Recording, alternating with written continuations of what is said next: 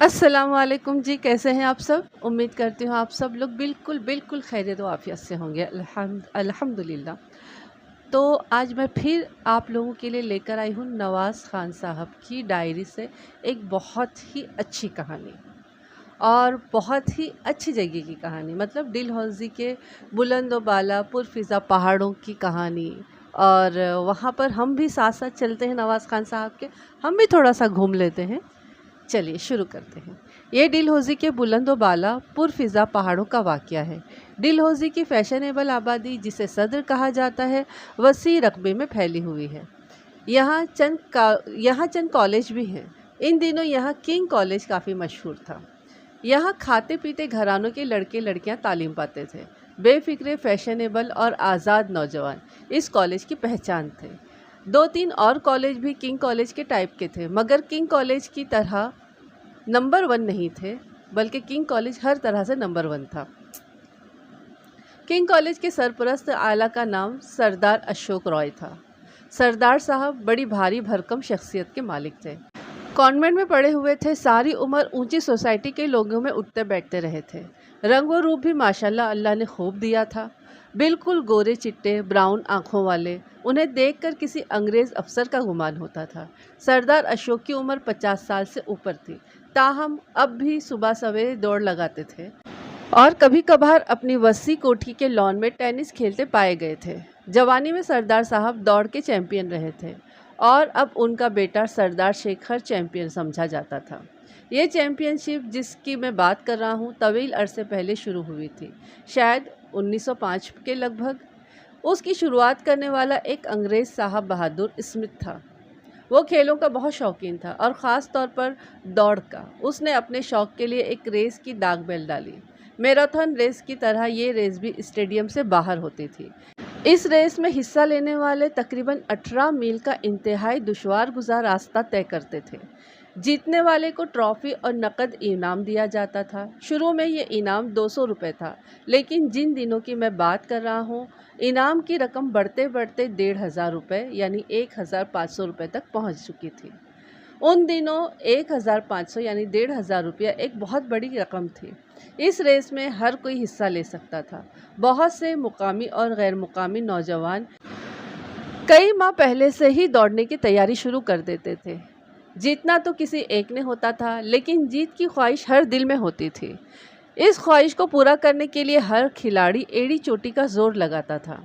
मुझे डलहौज़ी के शुमाली थाने में ड्यूटी संभाले 7-8 महीने हुए थे जब मुझे पता चला कि यहाँ एक सालाना रेस होने वाली है। बिलाल शाह ऐसे मामलात की बहुत खबर रखता था।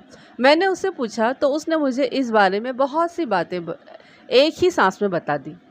उसने कहा, जनाब, ये रेस मार्च की 8 तारीख को होगी, यानी 1 माह बाद। रेस किंग कॉलेज के ग्राउंड से शुरू होगी और खिलाड़ी कोई 18 मील का चक्कर काट कर फिर कॉलेज के ग्राउंड में आ जाएंगे। इस दौड़ में डलहौज़ी और डलहौज़ी से बाहर के तकरीबन 200 दौड़ने वाले हिस्सा लेंगे, लेकिन उनमें से किसी के जीतने की उम्मीद बहुत कम है।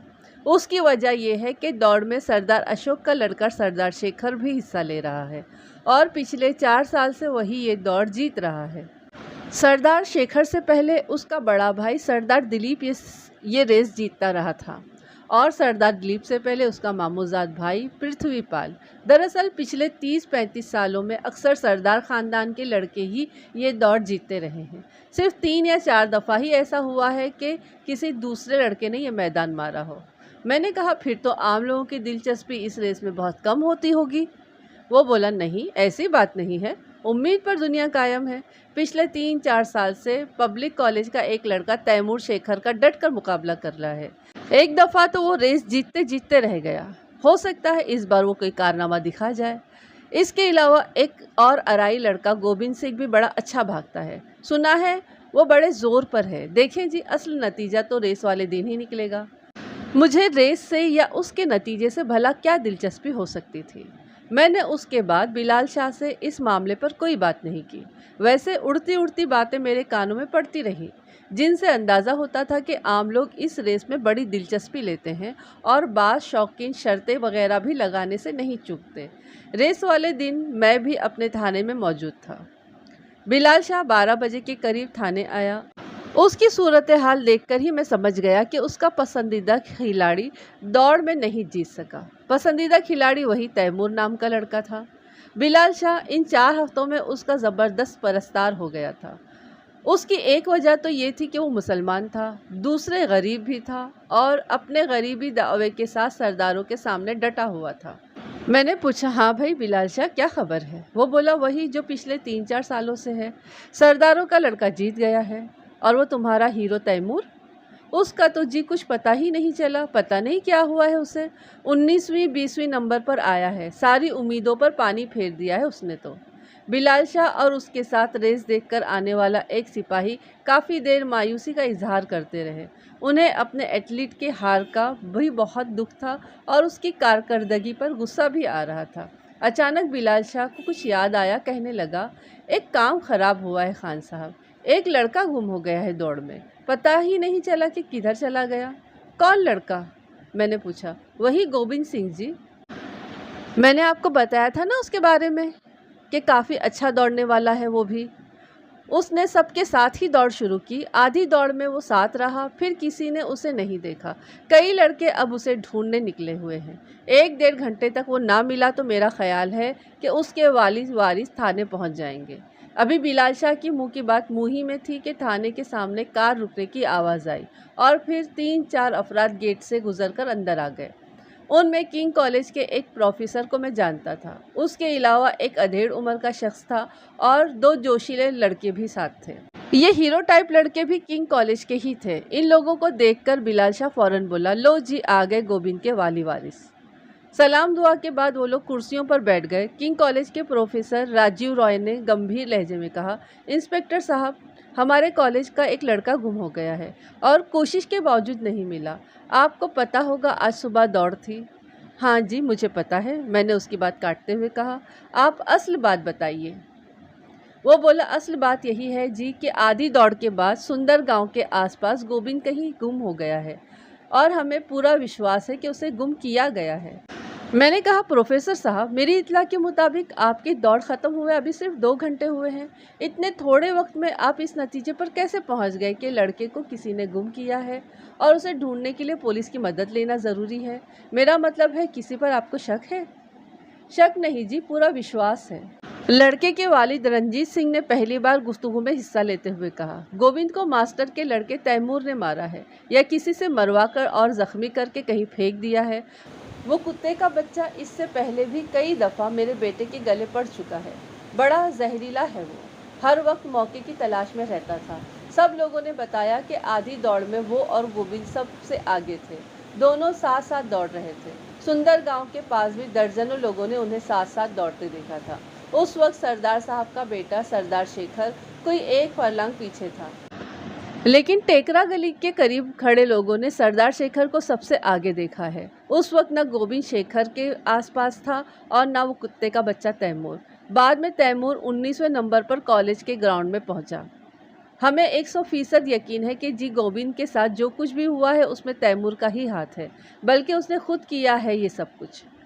एक साथ मुकाबले में हिस्सा लेने वाले खिलाड़ियों में अक्सर चप्पलकश होती रहती है और बाज़ दफ़ा वो एक दूसरे को नुकसान पहुंचाने पर भी उतर आते हैं।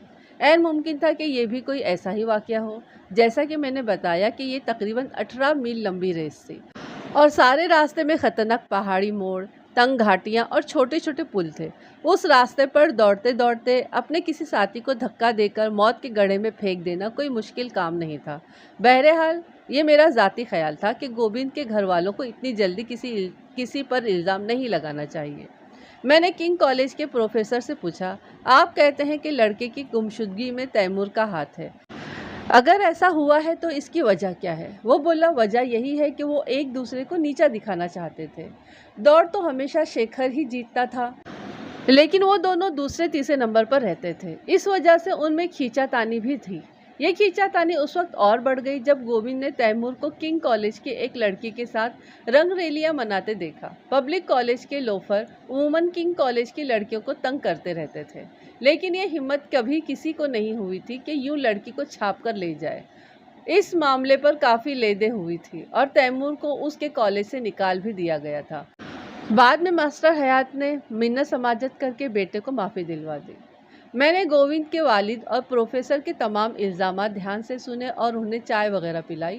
اس دوران چند اور لڑکے ہانپتے کانپتے تھانے میں داخل ہوئے اور انہوں نے بتایا کہ گووند کا کہیں سراغ نہیں ملا۔ دوسری طرف تیمور بھی اپنے گھر سے غائب ہو گیا تھا۔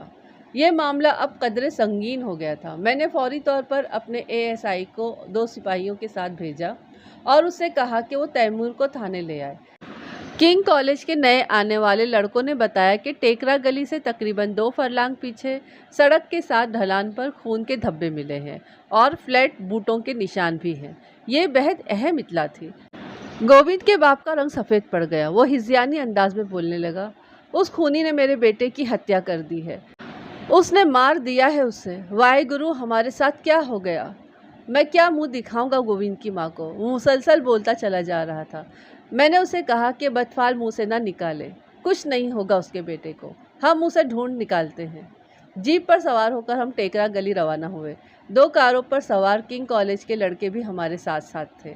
وہ سب کے سب غصے میں بھرے ہوئے تھے۔ ان کے تیور دیکھ کر میں نے فیصلہ کر لیا کہ گووند نہ ملا تو تیمور کو فوراً گرفتار کر لوں گا۔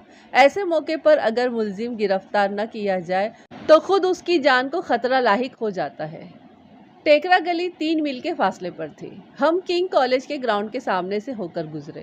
وہاں لڑکوں کا ہجوم تھا اور وہ ٹولیوں میں کھڑے چیمو گوئیاں کر رہے تھے۔ کنگ کالج سے ٹیکرا گلی کا فاصلہ تقریباً 2.5 میل تھا۔ اس کا مطلب تھا گووند دوڑ کے آخری مرحلے میں غائب ہوا ہے۔ ٹیکرا گلی کے بازار سے 2-2.5 فرلانگ آگے نکل کر ہم نے گاڑیاں سڑک کے کنارے روک دی۔ ایک طرف بلند و بالا پہاڑ تھا، دوسری طرف سینکڑوں فٹ گہری کھائی تھی۔ یہ بڑا خطرناک موڑ تھا۔ رات بارش ہوئی تھی اور اب بھی ہلکی ہلکی بوندا باندی جاری تھی۔ سڑک گیلی تھی اور بالکل سیاہ نظر آ رہی تھی۔ سبزہ بھی دھل دھلا کر اپنے اصل رنگ روپ میں چمک رہا تھا۔ دور نیچے دریا کا سفید شفاف پانی دکھائی دے رہا تھا۔ ہم سنبھل سنبھل کر کھڈ میں اترے اور کوئی 100 فٹ نیچے چیڑ اور دیودار کے گھنے درختوں میں پہنچ گئے۔ یہاں جگہ ذرا ہموار تھی، لیکن اس سے آگے کھڈ ایک دم عمودی ہو گئی تھی اور وہاں کھڑے ہو کر کوئی پتھر گرایا جاتا تو وہ کہیں ٹکرائے بغیر سیدھا دریا میں جا گرتا۔ دیودار کے درختوں کے درمیان ایک جگہ چھوٹے چھوٹے پتھر رکھ کر کیاری سی بنا دی گئی تھی۔ یہ کیاری کنگ کالج کے لڑکوں نے بنائی تھی۔ کیاری کے درمیان خون کے دھبے صاف نظر آ رہے تھے۔ کیاری کے آس پاس تھوڑی سی کچی زمین تھی، وہاں مجھے فلیٹ بوٹ کے نشان صاف نظر آ رہے تھے۔ صورتحال واقعی سنگین تھی۔ دوڑنے والوں میں سے 1 یا 2 لڑکے یقیناً اس ڈھلان پر پہنچے تھے اور ان میں سے کوئی شدید زخمی بھی ہوا تھا۔ زخمی ہونے کے بعد وہ کہاں چلا گیا؟ اس سوال کے تو کئی جواب تھے، لیکن ایک جواب شور مچاتا اچھلتا کودتا دریا بھی دے رہا تھا۔ کسی کو مار کر ٹھکانے لگانے کے لیے یہ جگہ بہت موزوں ترین تھی۔ دریا کی گزرگاہ یہاں سے بہت تنگ تھی، اس لیے پانی گہرا ہو گیا تھا۔ 1-2 تو کیا درجنوں لاشیں بھی پھینک دی جاتی تو پانی ان کا نام و نشان مٹا دیتا۔ اچھا ہوا کہ گووند کا باپ ہمارے ساتھ نہیں آیا۔ وہ اس خطرناک مقام پر خون کے یہ دھبے دیکھ لیتا تو یقیناً بے ہوش ہو جاتا۔ میں نے فوری طور پر یہ جگہ کا نقشہ تیار کروایا اور اپنے ساتھ آنے والے عملے کو گمشدہ لڑکے کی تلاش پر لگا دیا۔ دریا میں ڈھونڈنا بالکل فضول تھا۔ یہاں پانی کا بہاؤ تیز تھا اور اگر وہ دریا میں گرا تھا تو اس کی لاش اب تک کئی میل آگے جا چکی تھی۔ میرے عملے کے ساتھ کنگ کالج کے لڑکے بھی تلاش میں شریک ہو گئے۔ ایک ایک جھاڑی، ایک ایک کونا دیکھا جانے لگا۔ مجھے جائے واردات پر عجیب طرح کا شبہ ہو رہا تھا۔ ایک جگہ مجھے شیشے کی کرچیاں بکھری ہوئی نظر آئیں، ایک جگہ پلاسٹک کا ایک ناقابل شناخت ٹکڑا پڑا ہوا تھا، یوں لگتا تھا کسی گاڑی کا ٹوٹا ہوا بمپر ہو۔ پھر مجھے ایک گول شیشہ دکھائی دیا۔ یہ کسی دستی گھڑی کا تھا۔ سائز سے اندازہ ہوتا تھا کہ یہ زنانہ گھڑی کا شیشہ ہے۔ میں نے شیشہ صاف کر کے جیب میں رکھ لیا۔ تھوڑی دیر بعد میرا ASI پلاسٹک کا ایک لمبوترا ٹکڑا لے کر آ گیا۔ یہ بھی کیچڑ میں لتھڑا ہوا تھا۔ ان اشیاء کو دیکھ کر یہ شبہ ہو رہا تھا کہ شاید سڑک سے پھسلنے کے بعد کوئی گاڑی یہاں گری ہے اور گرنے کے بعد سیدھا دریا میں چلی گئی ہے۔ یہ ایک خوفناک تصور تھا، لیکن اس تصور پر یقین کرنا آسان نہیں تھا۔ موقع دیکھ کر صاف اندازہ ہو جاتا تھا کہ سڑک سے لڑکنے کے بعد کوئی چیز یا کوئی چھوٹی موٹی گاڑی دریا میں نہیں گر سکتی۔ وجہ وہ تناور درخت تھے جو سڑک اور دریا کے درمیان حائل تھے۔ خدا نخواستہ کوئی گاڑی سڑک سے لڑکتی تو 70-80 فیٹ نیچے آن کر ان درختوں میں رک جاتی۔ اگر واقعی کوئی گاڑی آج سڑک سے پھسل کر گری تھی تو پھر وہ لازماً ان درختوں میں ہونی چاہیے تھی، مگر یہاں کسی گاڑی کا نام و نشان نہیں تھا۔ ان حالات میں یہی سوچا جا سکتا تھا کہ موقع سے ملنے والی تمام چیزوں کی حیثیت کوڑے کی سی ہے، اور یہ چیزیں پہلے سے یہاں پڑی ہوئی تھیں۔ 2-2.5 گھنٹے کی تلاش کے باوجود گوبند کا کوئی سراغ نہیں ملا۔ یہ بالکل سنسان جگہ تھی، نہ کوئی کھیت تھا نہ مکان، اور ان پر شاخ شاخ جھولتے ہوئے بندر۔ ایسی جگہ کسی سے کیا بیان حاصل کیا جا سکتا تھا؟ ہم موقع کی تفصیل لے کر واپس آ گئے تھے تھانے۔ میرا ASI تیمور کو پکڑ کر لایا تھا۔ میں تھانے پہنچا تو تیمور پریشان چہرے کے ساتھ میرے کمرے میں بیٹھا تھا۔ حراست میں لیتے ہوئے ASI نے اس کی تھوڑی بہت پٹائی بھی کی تھی۔ اس کا ایک گال سرخ ہو رہا تھا اور گریبان بھی پھٹا ہوا تھا۔ 19-20 سالہ نوجوان تھا، جسم مضبوط، پیشانی چوڑی اور شانے کشادہ تھے۔ معمولی لباس میں بھی وہ ٹھیک ٹھاک نظر آ رہا تھا۔ اگر کنگ کالج کی ایک لڑکی اس پر مر مٹی تھی تو یہ اچنبھے کی بات نہیں تھی۔ اس کا پورا نام تیمور احسن تھا۔ وہ ڈلہوزی کے مضافاتی آبادی ست دھارا کا رہنے والا تھا۔ اس کا والد ٹیلر ماسٹر تھا اور علاقے کے معزز لوگ اس سے کپڑا سلوانے کے لیے ہفتوں انتظار کرتے رہتے تھے۔ تیمور سے تعارف کے دوران یہ بھی معلوم ہوا کہ وہ ایک بیمار ماں اور 3 جوان بہنوں کا بھائی ہے، اور اس پر بہت سی ذمہ داریاں ہیں۔ میں نے اس سے کہا کہ تمہیں گوبند کی گمشدگی کا پتہ ہے؟ وہ اقرار میں سر ہلا کر بولا، جی ہاں، ریس کے بعد پتہ چلا تھا کہ وہ نہیں مل رہا۔ میں نے کہا، اس کی گمشدگی کا الزام تم پر لگایا جا رہا ہے؟ وہ کہنے لگا، مجھے پتہ چل گیا ہے جی، میں اس لیے گھر چلا گیا تھا۔ مجھے ڈر تھا کہ کنگ کالج کے لڑکے مجھے نقصان پہنچانے کی کوشش کریں گے۔ مجھ پر سراسر جھوٹا الزام لگایا گیا ہے۔ مجھے گوبند کے بارے میں کچھ پتہ نہیں۔ وہ آدھی ریس تک میرے ساتھ تھا۔ اس کے بعد 3-4 اور لڑکے ہمارے درمیان بھاگنے لگے تھے۔ بعد میں اس کا کچھ پتہ نہیں چلا۔ میں نے کہا، سندر گاؤں تک تم اور گوبند ریس میں سب سے آگے تھے۔ یوں لگتا تھا کہ اس دفعہ تمہارے اور شیکھر کے درمیان سخت مقابلہ ہوگا، لیکن پھر تم دونوں مقابلے کے باہر ہو گئے۔ تم شاید 1900 نمبر پر آئے اور گوبند ابھی تک پہنچا ہی نہیں۔ میں گوبند کے متعلق کیا کہہ سکتا ہوں جی؟ مجھے تو اپنا پتہ ہے۔ سندر گاؤں سے آگے 2 میل کی چڑھائی ہے۔ اس چڑھائی پر کافی سخت مقابلہ ہوتا ہے۔ جو لڑکے پہلے آہستہ دوڑ رہے ہوتے ہیں وہ اس چڑھائی پر پہنچ کر زیادہ زور لگاتے ہیں، اور ان میں سے کئی لیڈ بھی کر جاتے ہیں۔ سردار شیکھر نے بھی اس چڑھائی پر لیڈ کر لی تھی۔ اس مرتبہ میں اس چڑھائی پر اپنا سانس قابو میں نہ رکھ سکا اور پیچھے رہ گیا۔ میں نے کہا، تم آنکھوں میں مرچیں ڈالنے کی کوشش کر رہے ہو؟ کوئی عقل کا اندھا ہی تمہاری بات پر یقین کر سکتا ہے۔ 3-4 منٹ کی بات ہوتی تو مانی جا سکتی تھی۔ تم پورے 30 منٹ لیٹ پہنچے ہو، اور 18 کھلاڑی تم سے آگے نکلے ہیں۔ وہ ادھر ادھر کی ہانکنے لگا۔ اس کا اصرار تھا کہ وہ ایک دم ہی نڈھال سا ہو گیا تھا، اور ٹیکرا گلی تک سر توڑ کوشش کے باوجود اپنی رفتار تیز نہیں کر سکا۔ میں نے گوبند کے گھر سے اس کے بوٹ منگوائے۔ بوٹوں کے تلوں پر وہی ڈیزائن تھا جس کا کھرا وقوع کی کچی زمین پر ملا تھا، لیکن اس ثبوت کی بنا پر تیمور کو مجرم قرار دینا مناسب نہیں تھا۔ دوڑ میں شامل درجنوں لڑکوں کے بوٹ اسی ڈیزائن کے ہوں گے۔ میں نے تیمور کو شامل تفتیش کر کے حراست میں لے لیا، اور پھر اگلے روز کورٹ میں پیش کر کے اس کا 7 روزہ ریمانڈ حاصل کر لیا۔ اس کے علاوہ میں نے کنگ کالج اور پبلک کالج کی پرنسپل حضرات سے ملاقات کی اور انہیں وارننگ دی کہ اپنے اپنے لڑکوں کو سنبھال کر رکھیں۔ گمشدہ لڑکے کی وجہ سے کسی طرح کا ہنگامہ کھڑا نہیں ہونا چاہیے۔ اگر وہ مناسب سمجھتے ہیں تو مجھے زیادہ جوشیلے لڑکوں کے ناموں کی لسٹ دے دیں تاکہ امن و امان کی خاطر انہیں 1-2 دن کے لیے پکڑ لیا جائے۔ جوشیلے لڑکوں کے نام تو فراہم نہیں کیے گئے، لیکن دونوں پرنسپل حضرات نے یقین دلایا کہ گڑبڑ نہیں ہوگی۔ اگلے روز شام کو تیمور کا والد بہت گھبرایا ہوا تھانے پہنچا۔ اس کے ساتھ محلے کے 2-3 معتبر افراد بھی تھے۔ وہ دراصل شہر سے باہر گیا ہوا تھا، اب آیا تھا تو بیٹے کی گرفتاری کی اطلاع ملی تھی، اور یہ بھی اطلاع ملی تھی کہ اسے تھانے میں مارا پیٹا جا رہا ہے۔ مجھے معلوم ہوا کہ جوانی میں خود بھی دوڑ میں وہ حصہ لیتا رہا ہے۔ اس زمانے میں سردار شیکھر کا والد یعنی سردار اشوک بھی جوان تھا اور اس 18 میل کی دوڑ کا چیمپئن سمجھا جاتا تھا۔ ماسٹر حیات محمد سردار اشوک کے اچھے حریفوں میں سے ایک تھا، لیکن وہ کبھی سردار کو ہرا نہیں سکا۔ ایک طرح سے تاریخ اپنے آپ کو دہرا رہی تھی۔ سردار اشوک کی جگہ سردار شیکھر نے اور ماسٹر حیات کی جگہ تیمور نے لے لی تھی۔ मास्टर हयात का वालिद तो मालूम नहीं इस दौड़ धूप के हक में था या नहीं, लेकिन मास्टर हयात अपने बेटे को इस शौक़ से दूर रखना चाहता था। उसका ख्याल था कि सरदारों के होते हुए इस दौड़ में जीतना और इनाम हासिल करना मुमकिन ही नहीं, और अगर ऐसा मुमकिन हुआ भी तो मालूम नहीं कब हो। उसे फौरी तौर पर सहारे की ज़रूरत थी। वो चाहता था कि जवान बेटा उसका बाजू बने और उसके साथ मिलकर बहनों का बोझ उठाए। वो मेरी मिन्नतें समाजतें करने लगा और कहने लगा, इंस्पेक्टर साहब, मुझ पर इतना जुल्म न करें। ये लड़का जिसे आपने हवालात में बंद किया है मेरी सारी ज़िंदगी की पूंजी है। मुझसे ये पूंजी न छीने, हम जीते जी मर जाएंगे। मास्टर हयात मुझे भला आदमी नज़र आ रहा था। उसे देखकर यकीन नहीं आता था कि वो एक कातिल का बाप है। बहरहाल इतनी जल्दी कोई फ़ैसला करना बहुत मुश्किल था।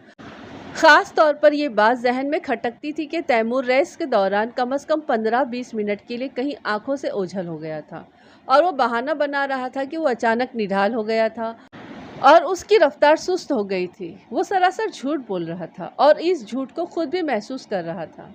मुझे खून की रिपोर्ट का इंतज़ार था। वक़ुआ से खून का नमूना हासिल करके तज्ज़िये के लिए लेबॉर्ट्री भिजवा दिया गया था। इत्तेफाक से हमें गोविंद का खून का ग्रुप मालूम हो गया था।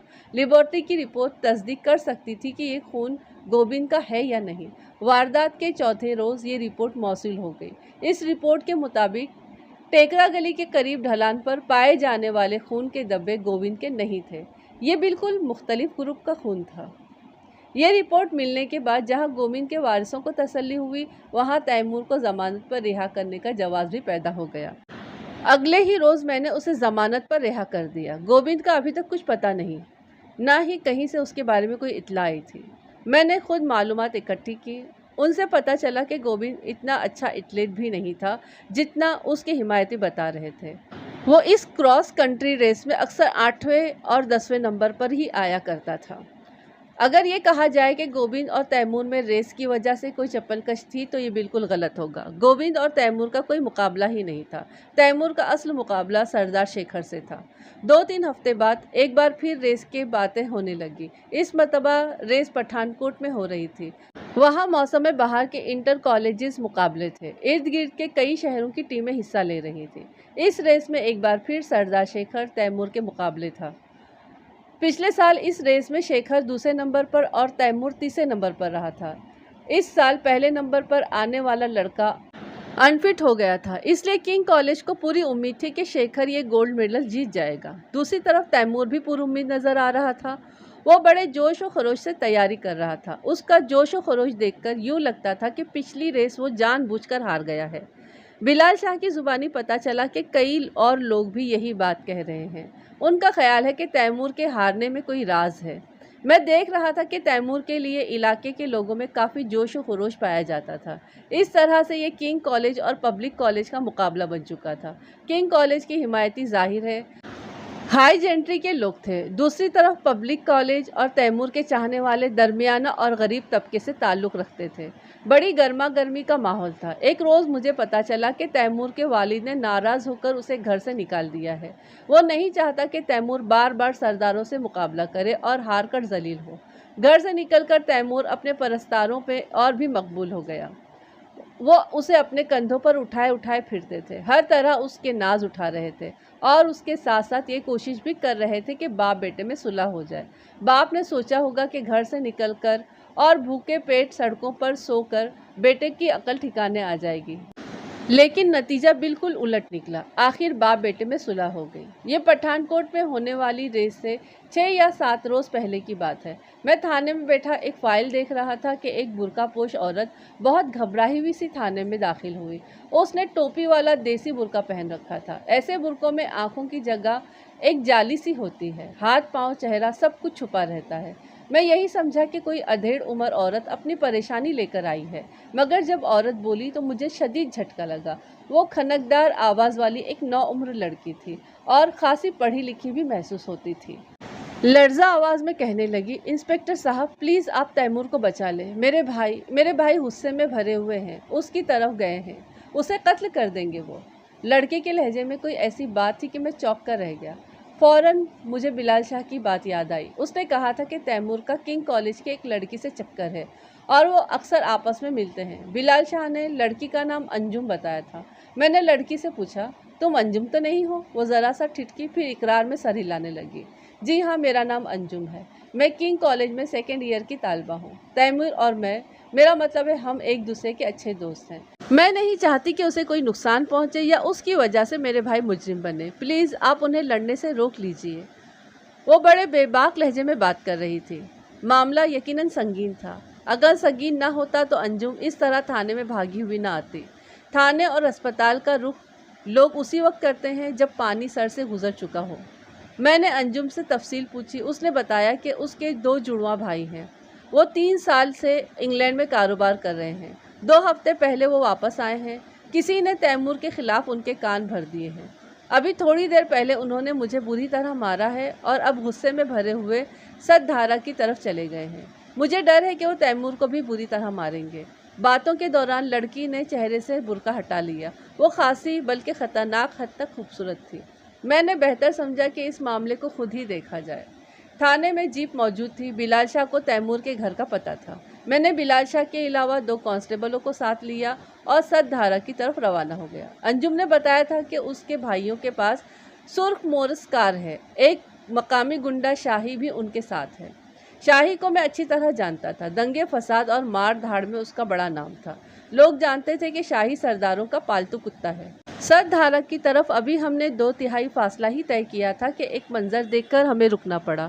ہمارے ایک طرف پہاڑ اور دوسری طرف وادی تھی۔ وادی میں دور نیچے ایک جگہ لوگوں کا ہجوم نظر آیا۔ ارد گرد کے مکانوں سے لوگ نکل کر تیزی اس ہجوم کی طرف بڑھ رہے تھے۔ یقیناً کوئی خاص واقعہ ہو گیا تھا۔ ہماری گاڑی دیکھ کر لوگ ہاتھ ہلا ہلا کر ہمیں نیچے بلانے لگے۔ ہم نے ایک کانسٹیبل اور ڈرائیور کو گاڑی میں چھوڑا اور خود نیچے اترنے لگے۔ چند افراد نے بتایا کہ شاہی نے 2 لڑکوں کو مار مار کر ادموا کر دیا ہے۔ وہی ہوا تھا جس کا اندیشہ تھا۔ ہم تیزی سے ڈھلان طے کر کے موقع پر پہنچے۔ میرے سامنے تیمور خون میں لت پت بے ہوش پڑا تھا۔ اس کے ساتھی کو وہاں کے لوگ اٹھا کر چارپائی پر ڈال رہے تھے۔ وہ بھی شدید زخمی تھا۔ اس کا سر پھٹا ہوا تھا اور پہلو سے مسلسل خون بہہ رہا تھا۔ میں نے جھک کر تیمور کا معائنہ کیا۔ وہ بظاہر مردہ نظر آتا تھا، لیکن سانس چل رہی تھی اور نبض بھی ابھی ڈوبی نہیں تھی۔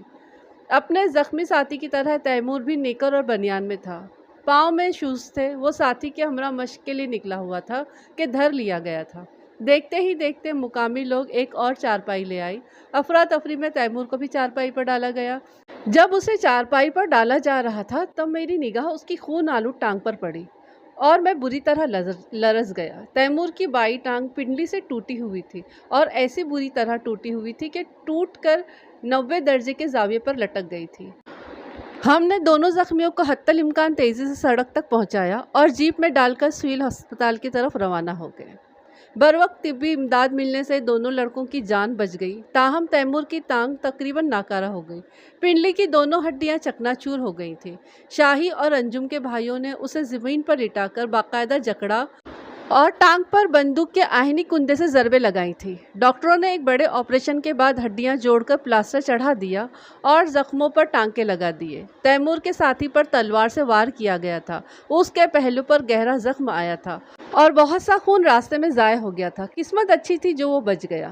اسے بلال شاہ نے خون دیا تھا۔ شاید اس کے بچ جانے کی ایک وجہ یہ بھی تھی کہ اسے بلال شاہ کا خون لگا تھا۔ ادرکوں اور دودھ جلیبیوں سے بنا ہوا خون۔ کچھ نہ کچھ تو کرامات دکھانی ہی تھی اس نے۔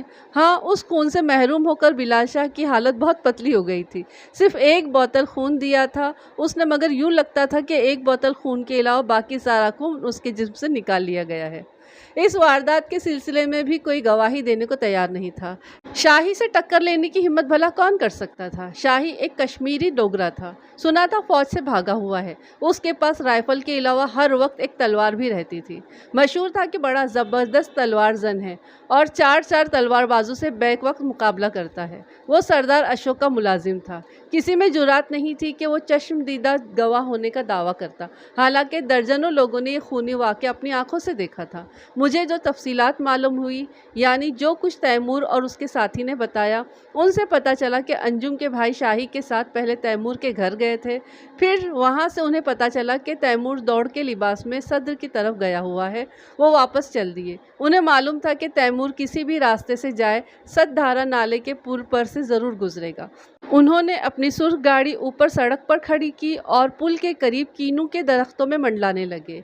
ज्यों ही तैमूर और उसका साथी इनाम खान पुल पर नमूदार हुए, उन्होंने तैमूर को दबोच लिया। उन्होंने उसे गलीज़ गालियां दी और बुरी तरह मारने लगे। इनाम खान ने दोस्त को बचाने की कोशिश की तो उसे भी थप्पड़ मारे गए और भाग जाने का मशवरा दिया गया, लेकिन जब वो डट गया तो शाही ने तैश में आकर उसे तलवार घोंप दी और लात मारकर नशेब में फेंक दिया। तैमूर को अंजुम के भाइयों ने नीचे गिराकर दबोच लिया और शाही ने बंदूक के वजनी कुंदे से पैर दर पे ज़रबे लगाकर उसकी टांग तोड़ दी। वो बेचारा बुरी तरह चीखता चिल्लाता रहा, लेकिन कोई उसकी मदद को नहीं आया। यहाँ तक कि ज़ख्मों की ताब न लाकर वो बेहोश हो गया। बेहोशी के बाद भी वो उसे मारते रहे। गालिबन उनका इरादा उसे जान से मार देने का था। अंजुम और मजरूबीन के बयानात के बाद ज़रूरी था कि मैं अंजुम के भाइयों और शाही को गिरफ्तार कर लूँ, मगर उसकी नौबत नहीं आई। वो तीनों अपनी ज़मानत कब्ल अज़ गिरफ्तारी करवा चुके थे। खिलाड़ी का जिस्मानी तौर पर माजूर हो जाना उसकी दुनिया अंधेरी कर जाता है। तैमूर के साथ में भी यही कुछ हुआ। उसके तमाम ख्वाब उसकी पिंडली के साथ ही चकनाचूर हो गए। कुछ रोज़ पहले वो लोगों के कंधों पर सवार था और उसकी आंखों में कामरानी के सपने सजे हुए थे। अब वो एक परकटे परिंदे की तरह नामुरादी की तपती रेत पर फड़फड़ा रहा था। इंटर कॉलेजिस रेस तैमूर के बगैर ही मुनक्किद हुई और जाहिर है उसका फातह शैकर ही था।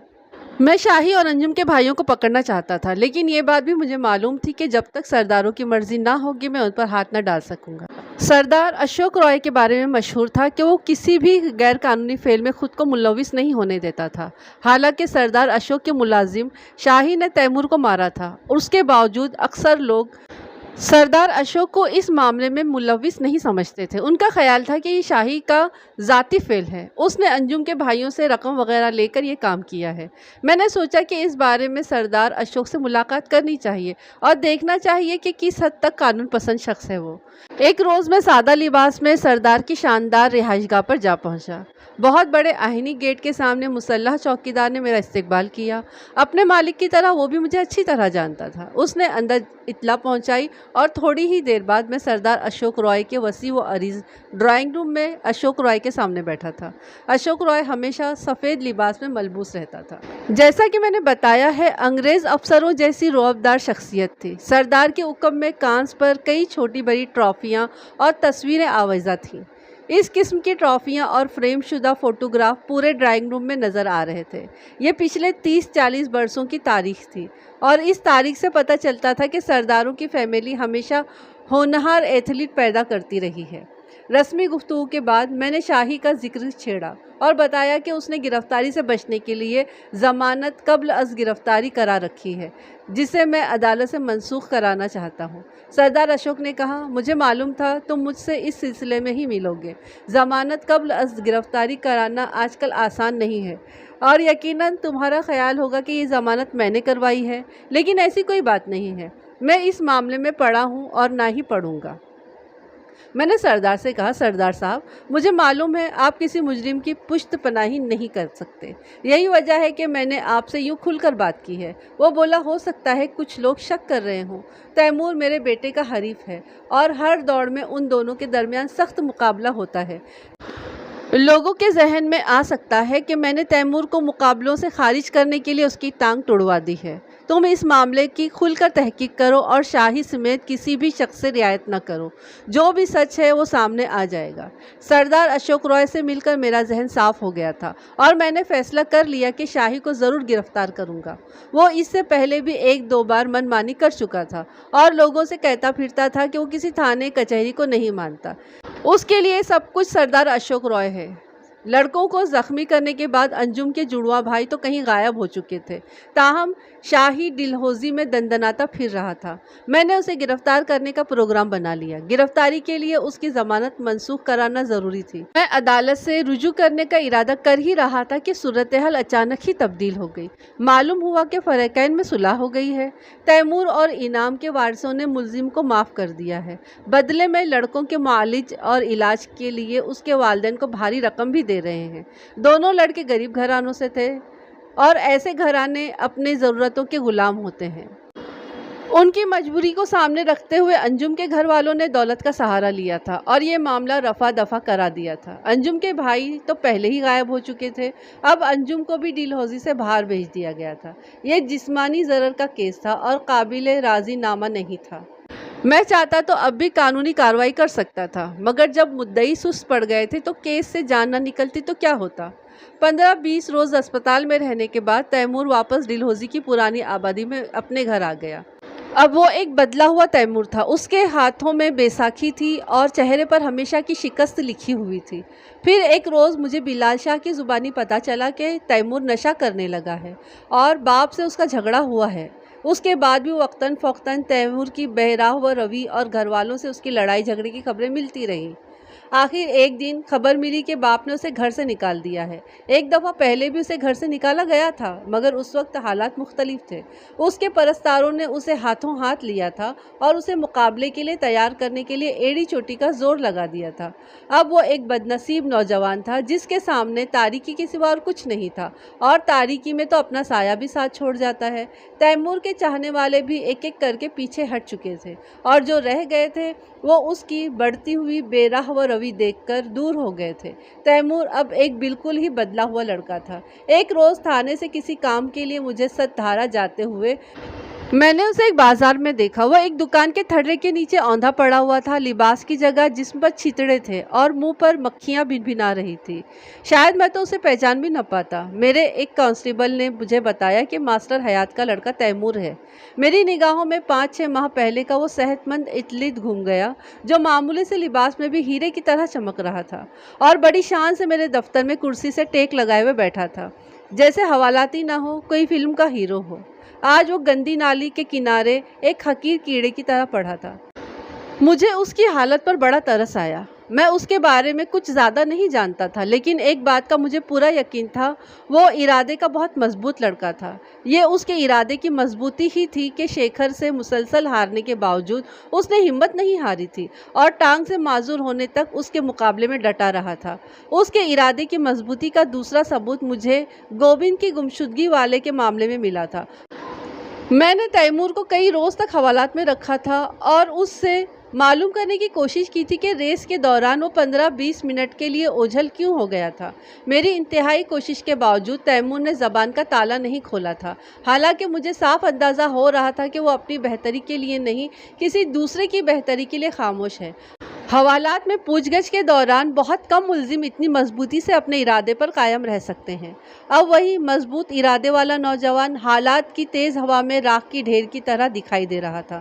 میں اور میرا کانسٹیبل ایک جانب کھڑے تیمور کا جائزہ لے رہے تھے کہ ایک تیز شور کے ساتھ 2 گاڑیاں بازار میں داخل ہوئی۔ یہ بغیر چھت کی کاریں تھیں۔ کوئی 15-20 لڑکے لڑکیاں ان پر لدے ہوئے تھے۔ یہ سب کنگ کالج کے طلباء تھے۔ وہ اکثر اسی طرح ڈلہوزی کی سڑکوں پر ہلہ گلا کرتے رہتے تھے۔ دونوں کاریں تیمور کے قریب آ کر اچانک رک گئیں۔ اگلی کار میں ڈرائیونگ سیٹ پر 19-20 سالہ سردار شیکھر بیٹھا ہوا تھا۔ اس کے گلے میں سونے کا لاکٹ تھا، آنکھوں پر سیاہ چشمہ تھا اور گھنگریالے بال ہوا میں لہرا رہے تھے۔ اس کے ساتھ ایک لڑکی بیٹھی تھی۔ لڑکی کو دیکھ کر میں حیران رہ گیا۔ وہ انجم تھی۔ ایک دفعہ تھانے میں میری اس سے ملاقات ہو چکی تھی۔ اس وقت وہ ٹوپی والا برقع پہن کر آئی تھی اور میں صرف اس کا چہرہ ہی دیکھ سکا تھا۔ اب وہ سرتاپا نظر آ رہی تھی۔ لمبے بال شانوں پر بکھرے ہوئے تھے، دوپٹہ رسی کی طرح گلے میں لپٹا ہوا تھا اور جرسی کی آستینیں کوہنیوں تک اوپر اڑسی ہوئی تھی۔ میں اور کانسٹیبل تیمور سے کافی دور کھڑے تھے اور ویسے بھی ایک سائڈ پر تھے۔ کار سواروں میں سے کسی کی نظر ہم پر نہیں پڑ سکی تھی۔ وہ کچھ دیر تیمور کے قریب رک کر ہارن بجاتے اور ہنسی مذاق کرتے رہے، پھر سڑک پر ٹائروں کے نشان چھوڑتے ہوئے اور گاڑیاں لہراتے ہوئے آگے نکل گئے۔ یہ منظر مجھے سوچنے کی دعوت دے رہا تھا۔ کنگ کالج کے لڑکے لڑکیوں کا تیمور سے ٹھٹا کرنا تو سمجھ میں آتا تھا، مگر تیمور کی محبوبہ کا سردار شیکھر کے پہلو میں پایا جانا حیران کن تھا۔ یہ انجم ہی تھی جس کی وجہ سے تیمور اس حال کو پہنچا تھا۔ بجائے اس کے کہ وہ اس کے زخموں پر مرہم رکھتی اور اس پر ہونے والی زیادتی کی تلافی کا سوچتی، وہ سردار شیکھر کے پہلو میں بیٹھ کر اس کا تماشا بنتے دیکھ رہی تھی۔ وہ کالج کی عام جذباتی لڑکیوں کی طرح بے وفائی پر اتر آئی تھی، یا پھر یہ کوئی اور معاملہ تھا؟ میں نے سوچا کہ تیمور کے دوست انعام خان سے اس کے بارے میں پوچھنا چاہیے۔ یہ وہی انعام خان تھا جو تیمور کے ساتھ زخمی ہوا تھا۔ اب وہ صحت یاب ہو کر گھر آ چکا تھا۔ وہ تیمور کے بہت قریب رہا تھا، لہٰذا اس سے مل کر انجم والی الجھن دور ہو سکتی تھی۔ میں نے اسی روز شام کے بعد اسے تھانے بلایا۔ 1-2 گھنٹے کے لیے میں فارغ تھا، اس لیے انعام خان کے ساتھ اطمینان سے گفتگو ہو سکتی تھی۔ میں نے اسے 7 بجے تھانے بلایا تھا اور پورے 7 بجے پہنچ گیا تھا۔ میں نے کہا، بھائی وقت کے تو بڑے پابند ہو تم۔ بلال شاہ قریب ہی بیٹھا ہوا تھا، فوراً چہکا، آخر خون کس کا ہے جناب؟ میں نے کہا، اگر خون کی بات ہوتی تو یہ 8 بجے سے پہلے نہ پہنچتا اور آتے ساتھ ہی 101 بہانے بنا دیتا کہ اتنی دیر کیوں ہوئی۔ انعام خان مسکرا کر بولا، آپ کچھ بھی کہیں جناب، میں تو دل و جان سے شاہ صاحب کا احسان مند ہوں۔ انہوں نے خود بیمار ہونے کے باوجود مجھے خون دیا، یہ کوئی چھوٹی بات نہیں ہے۔ میں نے کہا، تم سے کس نے کہا کہ یہ بیمار تھا؟ وہ بولا، میں اس وقت نیم بے ہوش تھا، شاہ صاحب کی آواز میرے کانوں میں پڑ رہی تھی، یہ کہہ رہے تھے کہ مجھے 3-4 روز سے بخار ہے۔ میں نے کہا، اس نے تو اور بھی کئی بہانے بنائے تھے، بہرحال اس بات کو چھوڑو، اب کیا حال ہے تمہارا؟ میں نے جملے کا آخری حصہ بڑی آہستگی سے ادا کیا تھا، لہٰذا بلال شاہ کو کچھ سنائی نہیں دیا۔ اس کے ایک کان کی سماعت بہت زیادہ کمزور تھی، اگر وہ سن لیتا تو وہیں پانی پت کا میدان لگ جانا تھا۔ پھر بھی بھنک تو اس کو پڑ ہی گئی تھی۔ وہ تنک کر بولا، خان صاحب کیا کہا ہے جی پہلے آپ نے؟ تمہاری بات نہیں کی، میں نے سنجیدگی سے کہا۔ تم جاؤ اور سنتری سے چائے کا کہہ دو۔ چائے میرے لیے تو نہ منگوائے جناب، انعام خان نے بڑی عاجزی سے کہا، ڈاکٹر نے منع کیا ہوا ہے۔ بلال شاہ اٹھتے اٹھتے پھر بیٹھ گیا۔ میں نے کہا، دیکھ لو شاہ جی، اگر تمہارے خون کا اثر ہوتا تو یہ چائے سے انکار کرتا؟ جان پر بھی کھیلنا پڑتا تو کھیلتا، لیکن چائے ضرور پیتا۔ بلال شاہ نے منہ بنایا اور اٹھ کر باہر چلا گیا۔ میں چاہتا بھی یہی تھا کہ میں تنہائی میں انعام خان سے کھل کر بات کر سکوں۔ میں نے اصل موضوع پر آتے ہوئے کہا، تیمور کو تم کب سے جانتے ہو؟ بچپن سے جناب، ہم پرائمری اسکول، ہائی اسکول اور کالج میں ایک ساتھ رہے ہیں۔ تمہارے خیال میں وہ کیسا لڑکا ہے؟ وہ میرا دوست ہے جناب، مجھے اس کی تعریف ہی کرنی چاہیے، لیکن میں جو تعریف کر رہا ہوں وہ بالکل غیر جانبداری سے کر رہا ہوں۔ وہ دل کا نیک لڑکا تھا، کسی سے دشمنی نہیں رکھتا تھا۔ اگر کسی کی کوئی بات پسند نہ ہو تو منہ پر کہہ دیتا تھا، اپنی غلطی ہوتی تھی تو معافی مانگ لیتا تھا۔ اس کے والد ہمیشہ اسے غیر ذمہ دار کہتے رہے، لیکن میں قسم کھا کر کہتا ہوں کہ وہ غیر ذمہ دار نہیں تھا۔ اسے معلوم تھا گھر میں جوان بہنیں بیٹھی ہوئی ہیں، والد بیمار ہے اور گھر کا بوجھ باپ کے بوڑھے کاندھوں پر ہے۔ وہ اپنے گھر کے سارے دکھ جانتا تھا اور انہیں دور کرنا چاہتا تھا۔ اگر کوئی فرق تھا تو وہ سوچ کا تھا۔ باپ کی سوچ یہ تھی کہ بیٹا ملازمت کرے یا دکانداری سنبھالے، جبکہ تیمور کے لیے کھیل کا میدان ہی سب کچھ تھا۔ وہ اس میدان میں نام پیدا نہ کرتا اور پیسہ نہ کماتا، وہ صرف سالانہ ریس ہی سے جیت جاتا تھا تو اس کی بہت سی گھریلو پریشانیاں دور ہو سکتی تھیں۔ میں نے اس کی آنکھوں میں جھانک کر کہا، کسی اور کو معلوم نہ ہو تو دوسری بات، لیکن تمہیں معلوم ہونا چاہیے کہ اس نے ریس کیوں نہیں جیتی۔ میرے چپتے ہوئے لہجے کو محسوس کر کے انعام خان نے اپنا زخمی پہلو سہلایا اور گہری سانس لے کر بولا، انسپکٹر صاحب، چھوٹا منہ بڑی بات ہو جائے گی۔ میں اس لائق نہیں ہوں کہ آپ کے قانونی معاملات میں دخل دوں، لیکن ایک بات میں پورے یقین اور ایمان سے کہہ سکتا ہوں کہ گوبند کے قتل یا اس کی گمشدگی میں تیمور کا کوئی ہاتھ نہیں۔ وہ ایسا لڑکا نہیں ہے کہ کسی کو نقصان پہنچا سکے۔ ہاں، آپ کی اس بات سے مجھے بھی اتفاق ہے کہ سالانہ ریس میں اس کے ہارنے کی کوئی خاص وجہ ہے۔ دوسروں کی طرح میں نے بھی جاننے کی بہت کوشش کی، مگر وہ اس بارے میں بالکل خاموش رہا، اور اب تو اسے ویسے بھی چپ سی لگ گئی ہے۔ نشے نے اسے اس قابل چھوڑا ہی نہیں ہے کہ وہ کسی سے کوئی ڈھنگ کی بات کر سکے۔ میں نے کہا، یعنی تم بھی یہ بات مانتے ہو کہ اس ریس کے دوران کوئی گڑبڑ ہوئی تھی؟ بالکل جناب، کبھی کبھی تو مجھے لگتا ہے کہ تیمور کو جان بوجھ کر ہرایا گیا ہے، اور ہرایا ہی نہیں بلکہ ڈرایا دھمکا کر اس کی زبان بھی بند کر دی گئی ہے کہ وہ کسی کے سامنے اپنا رونا نہ رو سکے۔ میں نے موضوع بدلتے ہوئے کہا، اچھا ایک بات بتاؤ اور پوری سچائی سے بتانا، انجم سے تیمور کا میل جول کب شروع ہوا تھا؟ وہ بولا، یہ کوئی 2.5 سال پہلے کی بات ہے۔ پہل انجم کی طرف سے ہوئی تھی، وہ کنگ کالج میں پڑھتی تھی، صاف ظاہر تھا کہ امیر گھرانے کی لڑکی ہے۔ تیمور میں اتنی ہمت نہیں تھی کہ اس سے میل جول بڑھاتا، وہ خود ہی اس کوشش میں لگی رہی اور آخر کامیاب ہوئی۔ وہ تیمور سے ٹوٹ کر محبت کرتی تھی، اور کچھ کہتے کہتے وہ چپ ہو گیا۔ میں نے کہا، پوری بات کرنی چاہیے یا خاموش رہنا چاہیے؟ وہ بولا، میں یہی کہہ رہا تھا کہ وہ تیمور سے بے پناہ محبت کرتی تھی اور اب بھی کرتی ہے، شاید ہمیشہ کرتی رہے گی۔ لیکن میں نے تو کل اسے کچھ اور ہی ڈھنگ میں دیکھا تھا۔ کیا مطلب ہے جناب؟ اس نے کہا۔ مطلب یہ کہ وہ سردار شیکھر کی گاڑی میں تھی، اس کے ساتھ بیٹھی ہوئی تھی اور کنگ کالج کی لڑکیاں لڑکے ہلا گلا کرتے ان کے ساتھ جا رہے تھے۔ انعام خان گہری سانس لے کر رہ گیا، بولا جناب جو نظر آ رہا ہے وہ سچ نہیں، اور جو سچ ہے وہ نظر نہیں آ رہا۔ میں نے کہا وہی سچ جاننے کے لیے تو میں نے تمہیں بلایا ہے۔ تھوڑی سی کشمکش اور تھوڑے سے تذبذب کے بعد انعام خان اس سچ پر سے پردہ اٹھانے پر آمادہ ہو گیا۔ اس نے انجم اور تیمور کے بارے میں جو کچھ بتایا وہ مختصر الفاظ میں یوں ہے۔ 6 ماہ پہلے ہونے والی سالانہ ریس میں ہارنے کے بعد تیمور کافی دل برداشتہ تھا۔ اس وقت اسے سہارا دینے والی انجم تھی اور اس کے وہ تمام پرستار تھے جو کئی برسوں سے اس کی جیتنے کی دعائیں مانگ رہے تھے۔ ان میں ست دھارا کے مکین بھی تھے اور ارد گرد غریب آبادیوں کے لوگ بھی۔ وہ سب یکجان ہو کر تیمور کی حوصلہ افزائی کرنے میں لگے ہوئے تھے، اور جب تیمور کے والد نے اسے گھر سے نکالا تو وہ سراپا احتجاج بن گئے۔ مجبوراً ماسٹر حیات کو اپنا فیصلہ واپس لینا پڑا۔ انہی دنوں کی بات ہے، ایک روز انجم تیمور سے ملنے کے لیے ست دھارا آئی اور دونوں ایک چشمے کے پاس راز و نیاز میں مصروف تھے کہ شیکھر نے دیکھ لیا۔ در حقیقت وہ انجم کا تعاقب کرتے ہوئے ہی وہاں تک پہنچا تھا۔ انجم اور تیمور کو ساتھ دیکھ کر اس نے تیمور کا مذاق اڑایا اور کہا کہ ایک ہارا ہوا لڑکا کس منہ سے کنگ کی سب سے خوبصورت لڑکی کو فتح کرنے کی کوشش کر رہا ہے۔ یہ طعنہ تیر کی مانند تیمور میں پیوست ہو گیا۔ تیمور اور شیکھر میں تلخ کلامی ہوئی اور شیکھر تیمور کو طنزیہ فکروں کا نشانہ بناتے ہوئے واپس چلا گیا۔ اس روز تیمور نے انجم کے ساتھ قسم کھا لی تھی کہ جب تک کہ وہ اسے ہرا نہیں لیتا انجم کی طرف آنکھ اٹھا کر نہیں دیکھے گا۔ تیمور کی رگوں میں افغان خون تھا، قبیلے سے تعلق رکھتا تھا۔ وہاں لوگ جب وعدہ کرتے تھے اس وعدے کی خاطر خون کو دریا کی طرح بہا دیتے تھے۔ تیمور اپنی قسم پوری کرنے کی قابلیت رکھتا تھا۔ وہ جانتا تھا کہ ایک دفعہ وہ شیکھر کو ہرا دے گا۔ مشق کے دوران 18 میل کی دوڑ میں وہ جو ٹائم لے رہا تھا اس سے بھی ظاہر ہوتا تھا کہ اس دفعہ شیکھر اور تیمور میں بہت کانٹے کا مقابلہ ہوگا۔ لیکن پھر یہ واقعہ ہو گیا، کسی نے توقع نہیں کی تھی۔ انجم کے بھائی انگلینڈ سے واپس آئے اور آتے ہی ساتھ انہوں نے تیمور کو آڑے ہاتھوں لیا، شاہی سے اس کی ٹانگ ٹڑوا دی اور وہ معذور ہو کر اسپتال کے وارڈ میں جا لیٹا۔ اسپتال سے فارغ ہونے پر تیمور کی زندگی ایک نئی ڈگر پر چل نکلی۔ وہ مایوسی کی انتہا کو چھو رہا تھا اور اس کے سامنے ایک تاریک پستی کے سوا اور کچھ نہیں تھا۔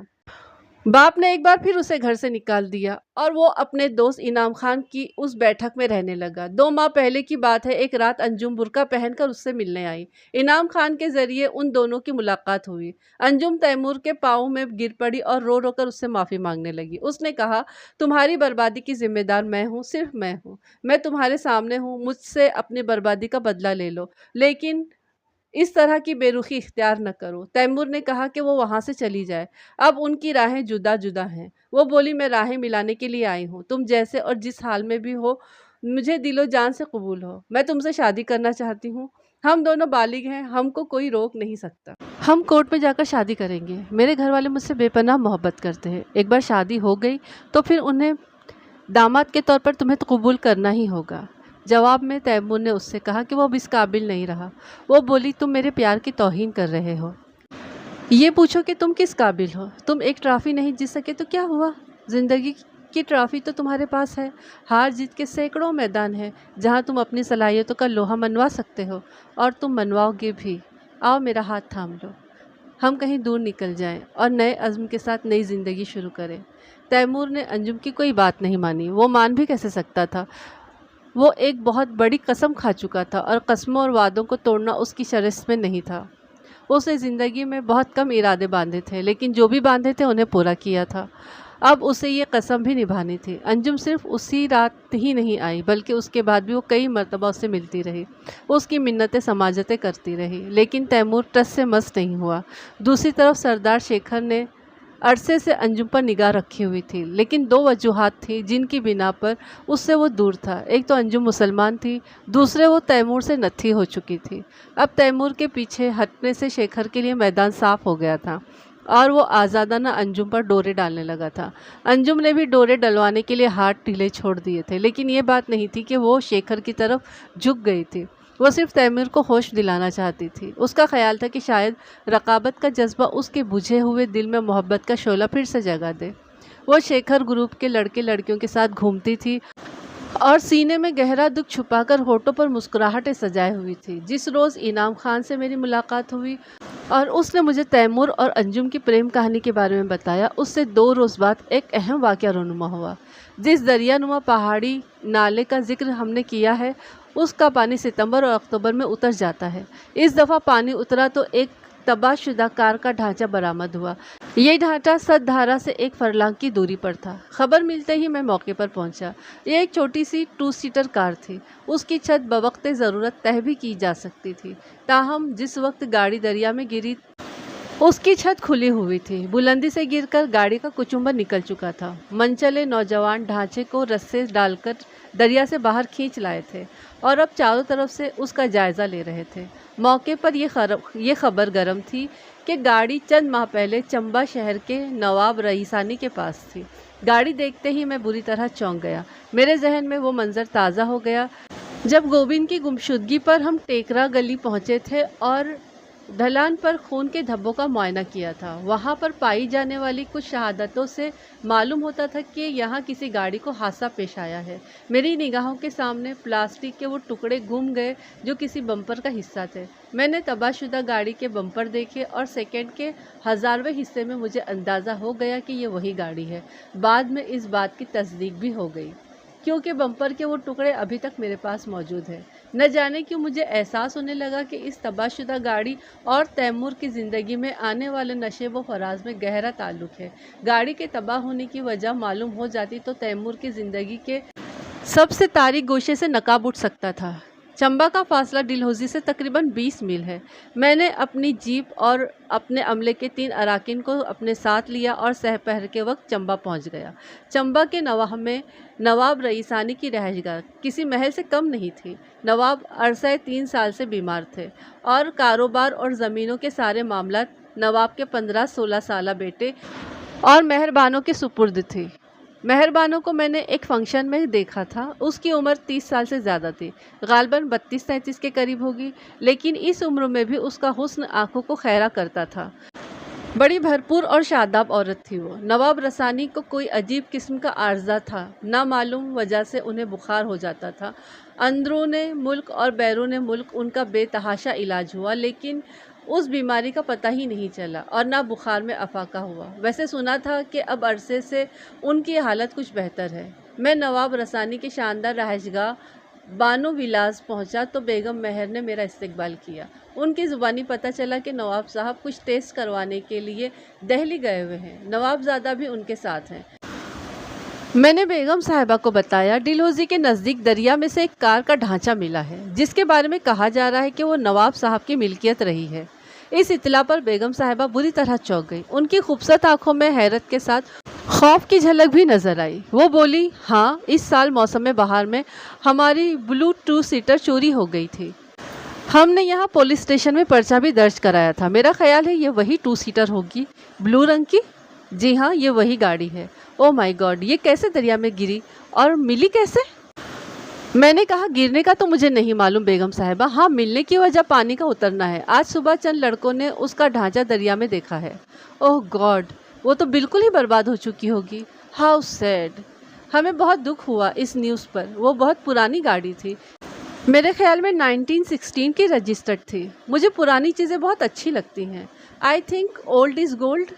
बेगम साहिबा झूठ नहीं बोल रही थी, उन्हें वाकई पुरानी चीज़ों से मोहब्बत थी। कोठी की नशिस्तगाह अजायब खाना नज़र आ रही थी।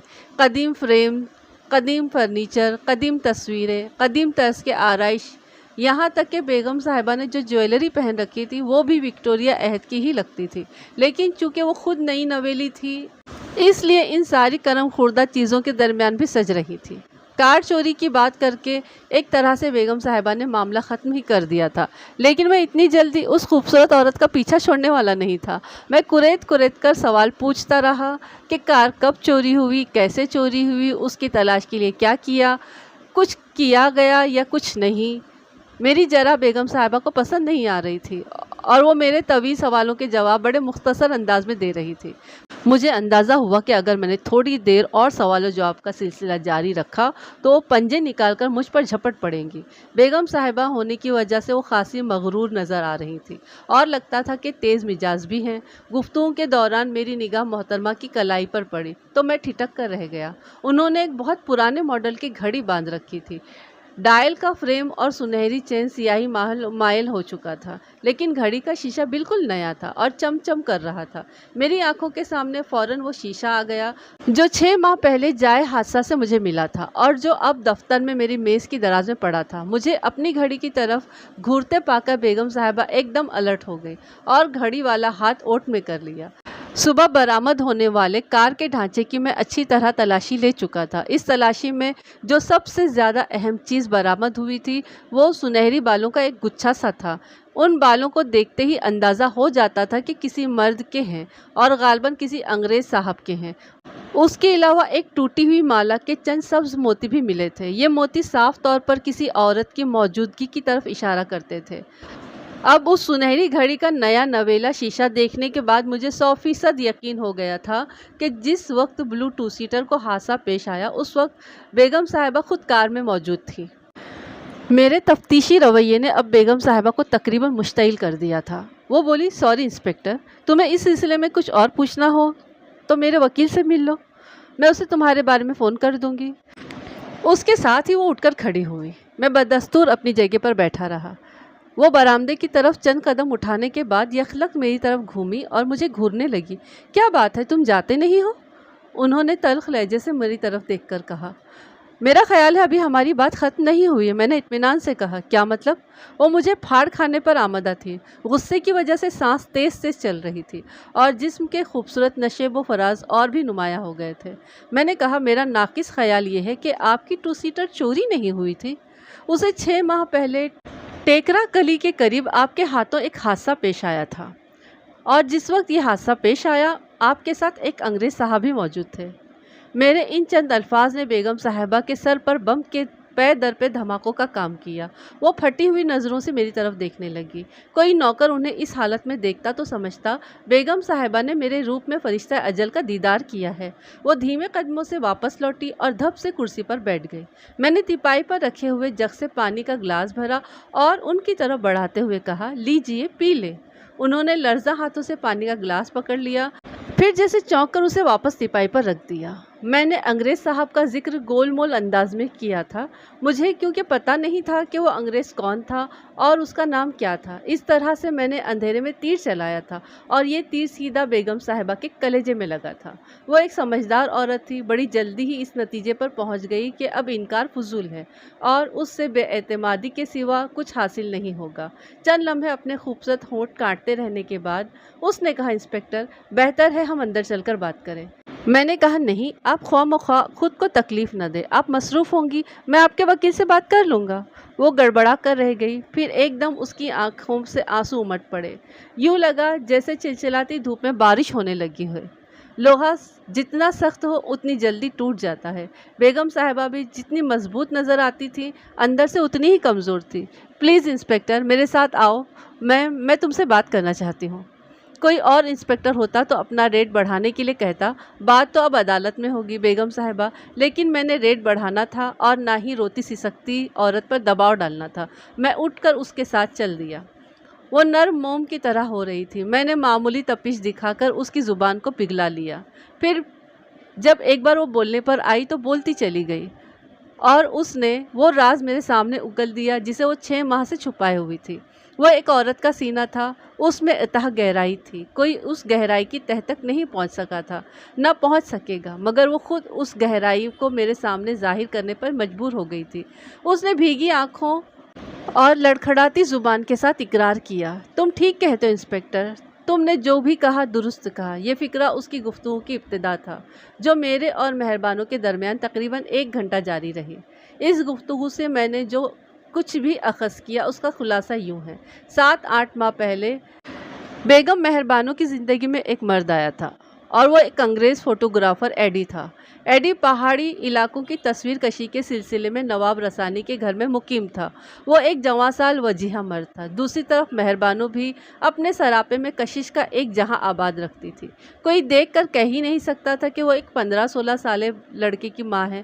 ایڈی اور مہر بانو نہ چاہتے ہوئے بھی نگاہوں کے طلسم میں گرفتار ہو گئے۔ یہ بڑا طوفانی قسم کا عشق تھا۔ مہر بانو جیسی پارسا عورت اس طوفان کی لپیٹ میں یوں آئی کہ سدھ بدھ کھو بیٹھی۔ کوئی سوچ بھی نہیں سکتا تھا وہ اپنے گھر میں ٹھہرے ہوئے مہمان کی محبت میں گرفتار ہو گئی ہے اور بیمار شوہر کے سرہانے بیٹھ کر کسی اور دنیا میں کھوئی رہتی ہے۔ وہ مارچ کی ایک ابر آلود صبح تھی۔ نواب رسانی اپنے صاحبزادے کے ساتھ پشاور گئے ہوئے تھے۔ انہیں وہاں کسی انگریز ڈاکٹر سے ملنا تھا۔ دوسری طرف مہر بانو کو عشق کے پر لگے ہوئے تھے۔ وہ سب کچھ بھول کر اونچی ہواؤں میں اڑ رہی تھی۔ ایڈی ان دنوں فوٹوگرافری کے سلسلے میں ڈلہوزی گیا ہوا تھا۔ شوہر اور بیٹے کے گھر سے جاتے ہی مہر بانو اپنے محبوب سے ملنے کے لیے بےتاب ہو اٹھی۔ اس نے سیاہ برقع پہنا، 2 سیٹر گاڑی نکالی اور الگ صبح منہ اندھیرے ڈلہوزی کی طرف روانہ ہو گئی۔ ایڈی اور مہر بانو کی ملاقات ڈلہوزی کے ایک ہوٹل میں ہوئی۔ وہاں کچھ دیر اپنی بےتابیاں کم کرنے کے بعد دونوں ست دھارا جانے کے لیے نکل کھڑے ہوئے۔ ایڈی نے ست دھارا کے قریب ایک پرانا ڈاک بنگلہ کرائے پر لے رکھا تھا اور وہیں فلمیں ڈیولپ کرنے کے لیے لیبارٹری بھی بنا رکھی تھی۔ وہ مہر بانو کو اپنی لیبارٹری دکھانے ڈاک بنگلے کی طرف لے جا رہا تھا کہ ٹیکرا گلی کی طرف ایک خطرناک موڑ پر پھسلن کی وجہ سے ان کی گاڑی بے قابو ہو کر سنسان ڈھلوان پر جا گری۔ ایڈی اور مہر بانو گاڑی کے اندر پھنس گئے تھے اور گاڑی کی فیول لائن میں آگ بھڑک اٹھی۔ یہ بڑے نازک لمحات تھے۔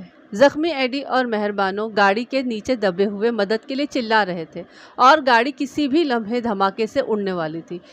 یہی موقع تھا جب پسینے میں شرابور ایک نوجوان ایتھلیٹ نے سڑک پر سے نشیب میں جھانکا۔ وہ چند لمحے شدید تذبذب میں کھڑا رہا، کبھی پیچھے دیکھتا، کبھی مدد کے لیے چلاتے ہوئے مرد و زن کی طرف دیکھتا۔ اس کی سانس دھونکنے کی مانند چل رہی تھی۔ پھر اس کی نگاہ گاڑی کے بونٹ سے چھوٹتی ہوئی چنگاری پر پڑی۔ وہ صورتحال کی نزاکت جان گیا۔ چھلانگ لگا کر وہ نشیب میں آیا اور بھاگتا ہوا گاڑی تک پہنچ گیا۔ اس نے اپنی جان خطرے میں ڈال کر زخمی ایڈی اور مہر بانو کو گاڑی تلے سے نکالا اور پتھروں کی اوٹ میں لے گیا۔ بھگ بھگ کی آوازوں سے گاڑی میں آگ لگ گئی اور بارش کے سبب تھوڑی دیر میں آگ ٹھنڈی بھی ہو گئی۔ ایڈی کا کندھا چکنا چور ہو چکا تھا، چہرے اور سر پر بھی گہرے زخم آئے تھے۔ دوسری طرف مہر بانو بھی جزوی طور پر زخمی ہوئی تھی۔ ایتھلیٹ جس کا نام تیمور تھا مدد کے لیے اپنے دیگر ساتھیوں کو بلانا چاہتا تھا، مگر ایڈی اور مہر بانو نے اسے سختی سے منع کر دیا۔ مہر بانو ایک ذہین عورت تھی۔ اس نازک صورتحال میں پھنس کر اس کا ذہن تیزی سے کام کر رہا تھا۔ اس نے تیمور سے درخواست کی کہ تباہ شدہ گاڑی کو دھکیل کر دریا میں پھینک دیا جائے۔ تیمور اب بات کی تہہ میں پہنچ چکا تھا۔ وہ چمبا کی مشہور معروف بیگم صاحبہ کو شکل سے جانتا تھا۔ وہ سمجھ گیا تھا کہ ساتھی مرد سے بیگم صاحبہ کا کوئی نازک رشتہ ہے اور وہ اس رشتے کو ہر صورت میں راز رکھنا چاہتی ہیں۔ اس نے مہر بانو اور ایڈی کے ساتھ مل کر گاڑی کو دریا میں دھکیل دیا، پھر ان دونوں کے ساتھ مل کر موقع حادثے سے ہر نشانی مٹا ڈالی۔ مہر بانو نے آنسو بھری نظروں سے تیمور کی طرف دیکھا اور التجا کی کہ وہ اس بارے میں کسی سے کوئی بات نہیں کرے گا۔ تیمور نے وعدہ کر لیا۔ وہ دوڑ میں شریک تھا اور زیادہ دیر وہاں نہیں ٹھہر سکتا تھا، ورنہ چمبا کی بیگم مہر بانو کا راز راز نہ رہ سکتا۔ مہر بانو بھی یہ بات سمجھتی تھی۔ اس نے تیمور سے کہا کہ وہ جائے، وہ دونوں کسی نہ کسی طرح اپنے ٹھکانے پر پہنچ جائیں گے۔ بعد میں مہر بانو کو یہ بات معلوم ہوئی تھی کہ تیمور کون ہے اور اس نے کس طرح سالانہ ریس کے دوران اپنی جیت کو ہار میں بدل کر ان دونوں کی مدد کی تھی۔ در حقیقت اس وقت وہ پہلے نمبر پر جا رہا تھا جب اسے حادثے کی وجہ سے رکنا پڑا تھا۔ وہ تیمور کی بے حد مشکور تھی۔ پھر جس طرح تیمور نے مہر بانو اور ایڈی کا راز اپنے سینے میں دفن کر لیا تھا، اس نے تیمور کو مہر بانو کی نظروں میں اور بھی بلند مقام دے دیا تھا۔ وہ کسی طور پر تیمور کا شکریہ ادا کرنا چاہتی تھی۔ اس غرض سے وہ ایک دفعہ رازداری سے ڈلہوزی بھی گئی تھی، لیکن تیمور سے ملاقات نہ ہو سکی۔ پھر یوں ہوا کہ اسے اپنے شوہر یعنی بیمار شوہر کو علاج کی غرض سے انگلینڈ لے جانا پڑا۔ انگلینڈ سے وہ لوگ 3 ہفتے ہی پہلے واپس لوٹے تھے۔ नवाब रसानी की हालत अब काफ़ी बेहतर थी। दूसरी तरफ मेहरबानो भी बीमारी इश्क से काफ़ी हद तक सेहतियाब हो चुकी थी। एडी अपने नाकारा ज़ख्मी बाजुओं के साथ वापस इंग्लैंड जा चुका था और मेहरबानो 6-7 माह पहले की शब और रोज़ को एक डरावना ख्वाब समझकर हमेशा हमेशा के लिए भुला देना चाहती थी। मेहरबानो कुछ मालूम नहीं था कि उसके इंग्लैंड जाने के बाद यहाँ तैमूर को किन किन हालात का सामना हुआ है। वो बेखबर थी कि उसकी ज़िंदगी की खातिर अपना कैरियर दांव पर लगा देने वाला बेलौस नौजवान अपनों और गैरों के सितम का शिकार है। न उसका हौसला सलामत रहा और न ही जिस्म। वो छितड़ों में लिपटी हुई एक हकीर मखलूक बनकर रह गया है। मैंने जब उसे तैमूर के हालात बताए तो वो शशद्र रह गई। शायद उसे भी यकीन नहीं आया था कि 6 माह पहले का खूबसूरत एथलीट आज एक माजूर नशई है। फिर धीरे धीरे मैंने मेहरबानों की खूबसूरत आंखों में एक बेकरारी पैदा होते देखी और एक अज़्म सा तुलू होते महसूस किया। मेहरबानो कोई मामूली औरत नहीं थी। दूसरे लफ्ज़ों में तैमूर अहसन ने किसी मामूली औरत पर एहसान नहीं किया था, और एहसान भी ऐसा जो अपनी मिसाल आप था। अपनी कामयाबी और जान दांव पर लगाकर उसने मेहरबानों की जान और इज़्ज़त बचाई थी। सारे दुख अपने सीने में झेल लिए थे और खामोश रहा था। उसने अपने किस्सा गम को लबों तक नहीं आने दिया था, क्योंकि उसमें चंपा की मुअज़्ज़ज़ तरीन पर्दा नशीन का नाम आता था। मेहरबानों से मेरी मुलाकात के सिर्फ 2 रोज़ बाद का वाक़या है। पता चला कि चंबा के नवाब रसानी अपनी बेगम के हमरा डलहौज़ी आए थे। गुज़रते हुए रास्ते पर उनकी निगाह तैमूर पर पड़ी और वो रुक कर उसके बारे में पूछने लगे। जब उन्हें पता चला कि ये वही लड़का है जो कुछ अरसे पहले तक इलाके का बेहतरीन एथलीट समझा जाता था, तो वो बहुत मुतासिर हुए। उन्होंने अपनी गाड़ी के दरवाजे खोल दिए, उस गलीज़ गठरी को उठाकर गाड़ी में रख लिया। अब तैमूर नवाब साहब की चंबा वाली रिहाइशगाह में है और सुना जा रहा है कि नवाब साहब उसकी टांग का इलाज करवा रहे हैं। मैं जानता था इन मेहरबानियों के पीछे किसका हाथ है और क्यों है। तैमूर को मौत से ज़िंदगी की तरफ लौटाने के लिए इलाके की सबसे दौलतमंद और बाअसर औरत हरकत में आ चुकी थी। अगले 1 माह में चंद वाक़यात तेज़ी से रोनुमा हुए। पहले मालूम हुआ कि तैमूर को पिशावर भेजा गया है, जहां उसका नशा छुड़ाने की कोशिश की जा रही है और दिगर इलाज मुआलिजा भी हो रहा है। फिर मालूम हुआ कि उसे टांग के इलाज के लिए दिल्ली ले जाया गया और एक मारूफ अंग्रेज़ प्रोफेसर जो ऑर्थोपेडिक सर्जन भी थे, उसकी टांग का ऑपरेशन करने वाला है। बाद-ए-अज़ा मालूम हुआ कि वो ऑपरेशन कैंसिल हो गया है और तैमूर वापस चंबा आ गया है। उसके बाद एक रोज़ मुझे बिलाल शाह की ज़ुबानी पता चला कि तैमूर का लंगोटिया यार इनाम खान उससे मिलने के लिए चंबा गया हुआ है। मैंने बिलाल शाह से कहकर इनाम खान को थाने बुलवा लिया और उससे तैमूर का हाल अहवाल पूछा। उसने तैमूर की एक ताज़ा तस्वीर मेरे सामने रख दी। मैं देखकर हैरान रह गया। 1-1.5 महीने में ही वो बहुत हद तक और बहुत अच्छी तरीके से सेहतयाब हो गया था। हड्डियों पर गोश्त आ गया था, अंदर को धसी हुई आंखें असल मुकाम पर नज़र आ रही थी, बाल सलीके से बने हुए थे और वो साफ सुथरे लिबास में आराम कुर्सी पर बैठा एक स्पोर्ट्स मैगजीन देख रहा था। यूँ लगता था एक बर्बाद शुदा बाग में फिर से बाहर आ गई है और सूखे तनों में से सब कोंपलें फूट रही हैं। इनाम खान ने बताया कि वो बानो विलास में बड़े मज़े से है। बेगम साहिबा उस पर बेहद मेहरबान है। वो कहती है कि तैमूर एक बार फिर खेल के मैदान में वापस आएगा और अपना खोया हुआ मुकाम फिर से हासिल करेगा। वो कहती हैं कि कितना भी पैसा लगे वो उसकी टांग ठीक करवाएंगी। इनाम खां की कही हुई बात दुरुस्त निकली। चंद रोज़ बाद पता चला कि नवाब रसानी अपने चेकअप के लिए लंदन गए हैं और वो तैमूर को भी अपने साथ ले गए हैं। और ये काया पलट हैरान कुन थी। कहाँ ये डलहौज़ी में भी तैमूर को मुनासिब इलाज नहीं मुहैया था और कहाँ वो ऑपरेशन के लिए लंदन का रुख कर रहा था। सच कहा है कि इंसान को उसके कर्मों का सिला मिलता है। देर हो सकती है लेकिन अंधेर नहीं। इंग्लैंड से नवाब रसानी और तैमूर की वापसी तकरीबन 2 माह बाद हुई। इस सिलसिले में मुझे इनाम खान और बिलाल शाह से मुसलसल खबरें मिलती रहती थीं। असल बात का उन्हें भी पता नहीं था और सिर्फ यही जानते थे कि नवाब रसानी और उनकी बेगम अचानक तैमूर पर मेहरबान हो चुके हैं और चाहते हैं कि तैमूर सरदार शेखर के मुकाबले में दोबारा दौड़ में हिस्सा ले। इनाम खान की ज़ुबानी पता चला कि तैमूर लंदन से बिल्कुल सेहतियाब होकर आया है और बगैर किसी सहारे के आराम से चलता फिरता है। इनाम खान ने एक बहुत ख़ास खबर भी पहुंचाई। उसने बताया कि पूरे 8 माह बाद तैमूर और अंजुम में मुलाकात हुई है। अंजुम के लिए तैमूर ने पैगाम भेजा था और वो भागम भाग उससे मिलने चंबा पहुंच गई थी।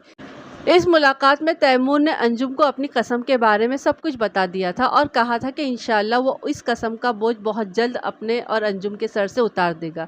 یہ افغان بچے کا قول تھا اور انجم کو اس قول پر پورا یقین آ گیا تھا۔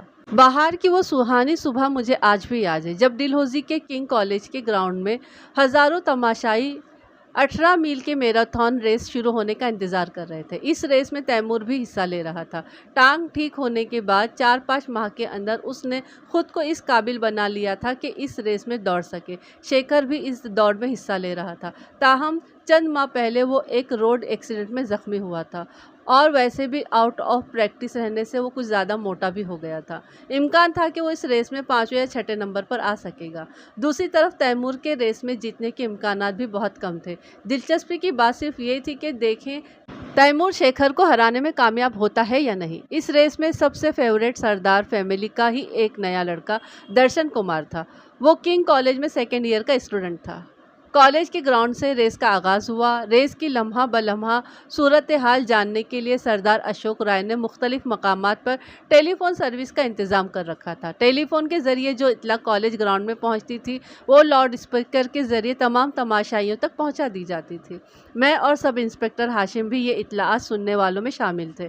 ریس کے آغاز ہی میں سردار فیملی کا لڑکا درشن کمار آگے نکل گیا تھا اور امید یہی تھی کہ آخر تک آگے رہے گا۔ ریس کے تیسرے میل سے دو پرانے حریفوں یعنی شیکھر اور تیمور میں سخت مقابلہ شروع ہو گیا۔